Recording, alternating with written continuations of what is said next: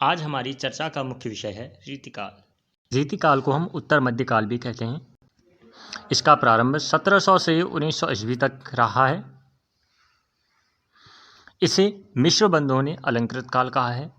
आचार्य रामचंद्र शुक्ल ने इसे रीतिकाल कहा है। विश्वनाथ प्रसाद ने श्रृंगार काल कहा है। और शुक्ल जी का एक कथन भी है। उन्होंने क्या कहा है? इसमें जनता की रुचि नहीं बल्कि आश्रयदाताओं की रुचि अधिक थी। इसमें जनताओं की रुचि कम बल्कि आश्रयदाताओं की रुचि अधिक थी और इस काल में श्रृंगार देखने को अधिक मिलता है। ठीक है। नगेंद्र जी कहते हैं, घोर सामाजिक व राजनीतिक पतन के उस युग में जीवन बाह्य अभिव्यक्तियों से निराश होकर चार दीवारी में कैद होकर रह गया था। ग्रह में न शास्त्र का चिंतन न धर्म का चिंतन, अभिव्यक्ति का एक ही माध्यम था, वो था काम। उस समय काल जो नगेंद्र जी कहते हैं कि जो जीवन था, जीवन चार दीवारी के अंदर कैद हो गया था और ना धर्म ना शास्त्र का चिंतन किसी को नहीं था, कोई मनन चिंतन नहीं करता था, लेकिन बस अभिव्यक्ति का सिर्फ एक ही माध्यम रह गया था, वो था काम। हर किसी ने मतलब श्रृंगार रस पर ही लिखा था। इसके दोहे आपको बिहारी जी के सत्सई में काफ़ी देखने को मिलेंगे। वो कहते हैं, लयका लेबे गए मिष्णु लांगरू मोढ़िंग आए, गयो अचानक आंगुरी छाती छैल छुआए।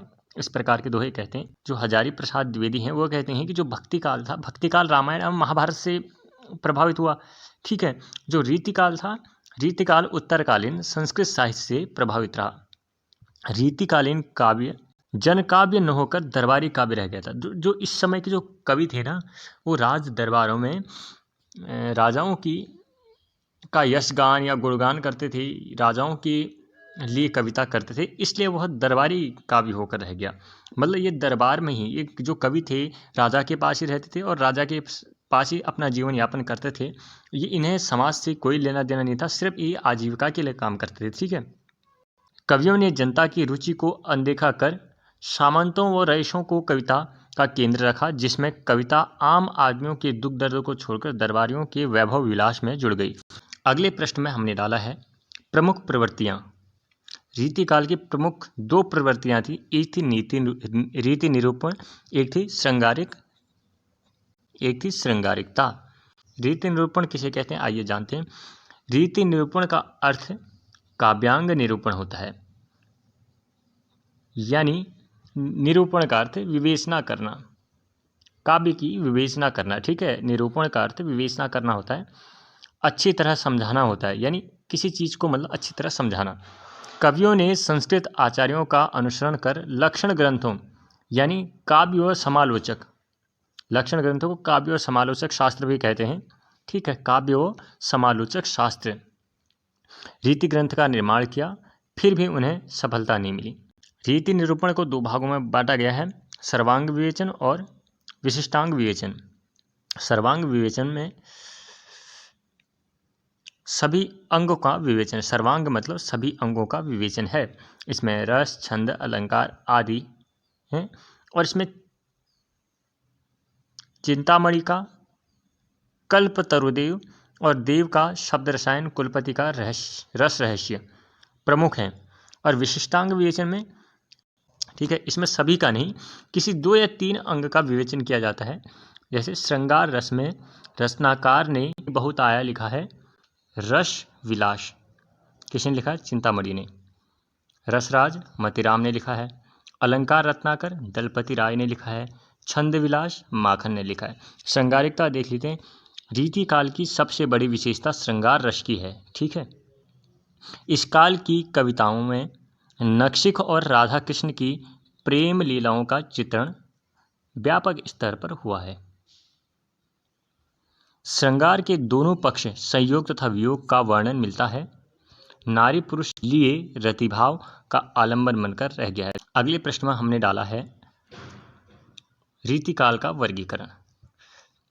रीतिकाल को तीन भागों में वर्गीकृत किया गया है, रीतिबद्ध, रीति सिद्ध, रीति मुक्त।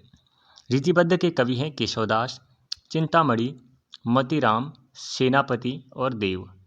रीतिबद्ध के बिहारी, रसनिधि, बेनी वाजपेयी, कृष्ण कवि, शंभू सिंह सोलंकी, सेनापति, राम सहाय, विक्रमादित्य। रीति मुक्त के कवि हैं घनानंद, आलम, ठाकुर और बोधा। रीतिबद्ध में लक्षण ग्रंथों का निर्वाह किया है और इनके प्रेम चित्रण में रसिकता, कामुकता दिखाई देती है। ये रीतिबद्ध का हो गया। अब रीति सिद्ध के बारे में जान लेते हैं। रीति सिद्ध में जिनका झुकाव लक्षण ग्रंथों की ओर अधिक रहा है, इनका भी झुकाव रीति लक्षण ग्रंथों की ओर अधिक रहा है। इसमें काव्य को पढ़कर ऐसा लगता है इन्होंने काव्य को पचा रखा हो।